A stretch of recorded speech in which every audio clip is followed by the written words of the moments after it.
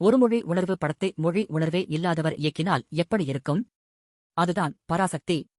டைட்டிலில் மட்டும்தான் தீ பரவுது. திரையில் ஏகப்பட்ட லாஜிக் ஓட்டைகள். பராசக்தி எல்லாரும் எதிர்பார்த்த அந்த படம் இல்ல. இது நம்ம சிவகார்த்திகேயன் சுதா கொங்கரா காம்போ.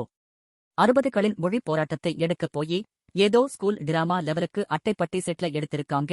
250 கோடி பட்ஜெட்ல அட்டைப்பட்டி செட் போடுற வித்தை சுதா கொங்கராவுக்கு மட்டும்தான் தெரியும் போல. சிவகார்த்திகேயன் பாவம் அழுகுறாரா இல்ல சிரிக்கிறாரான்னு தெரியாம ஒரு தின் லைன்ல நடிச்சிருக்காரு. ழகரம் வராத தமிழ் உச்சரிப்பு இருக்கே, அதுதான் படத்தோட பெரிய ஹைலைட். ஆந்திரால இருந்து ஒரு காயம், பெங்களூர்ல இருந்து சாம்பாரம் கொண்டு வந்து மொழி போர் நடத்துற அந்த கிரிஞ்ச் காட்சிகளை பார்க்க ஒரு தனி தில் வேணும். ஜெயரதி மட்டும் வில்லனா வந்து கொஞ்சம் மிரட்டுறாரு. மத்தபடி ஜனநாயகன் வராத தைரியத்துல பராசக்தி சோலோவா ரிலீஸ் ஆகி தப்பிச்சிருச்சு. மொத்தத்துல இந்த படம் தீ இல்ல, வெறும் புகைதான்.